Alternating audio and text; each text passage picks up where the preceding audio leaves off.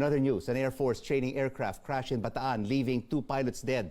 Another aircraft with 6 people on board remains missing in Isabela. Stanley Gahete joins us now for updates live from Bataan. Stanley, what more can you tell us about the incident?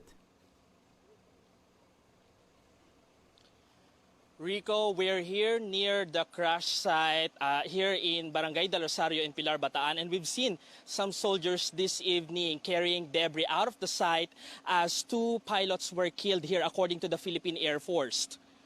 The SF-260 aircraft took off from Sangli Point in Cavite for a recurrency training. But 30 minutes into the flight, they lost contact. The Air Force says the weather was fine this morning and the aircraft was in good condition. We can assure you that our aircraft are well maintained and our pilots are well trained. A farmer working in a rice field witnessed the tragic incident. Nadinig po ako, umugong sa Impapawid. Nakita ko nga po yung aeroplano. Sa itaas pa po, namatay.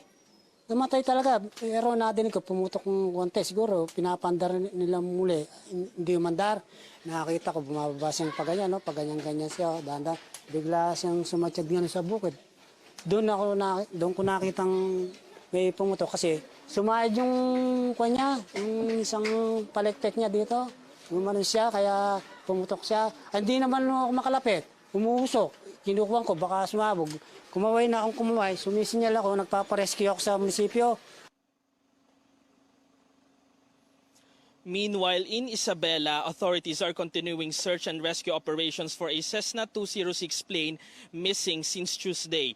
1 pilot, identified as Captain Eleazar Markhoven, and 5 passengers were on board. The Civil Aviation Authority of the Philippines, or CAAF, says the plane left Kawayan Airport in Isabela at 2:15 in the afternoon. Its last contact with the air traffic controller was at 2:19 p.m.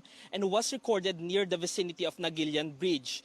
Ana May Camatoy, sister of one of the passengers, she identified as Val Camatoy, tells CNN Philippines that the passengers were on their way to Maconacon, Isabela, to attend the wake of a relative.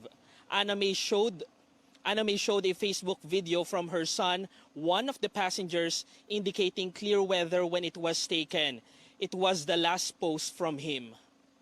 Ang message ko lang sana, i-continue sila yung searching for my family na mahanap. Kasi yun ang gusto ko eh. Gusto ko makuha sila kung nasaan man sila. In the interview, Ana May said authorities have yet to contact her. The 95th Infantry Salakni Battalion, the Maconacon Police Station, and the PNP Mobile Force are continuing their ground search. The Philippine Air Force says it will continue its aerial search once the weather improves. And that's the latest. Back to you, Rico. Thank you so much for that update, Stanley Gahete. After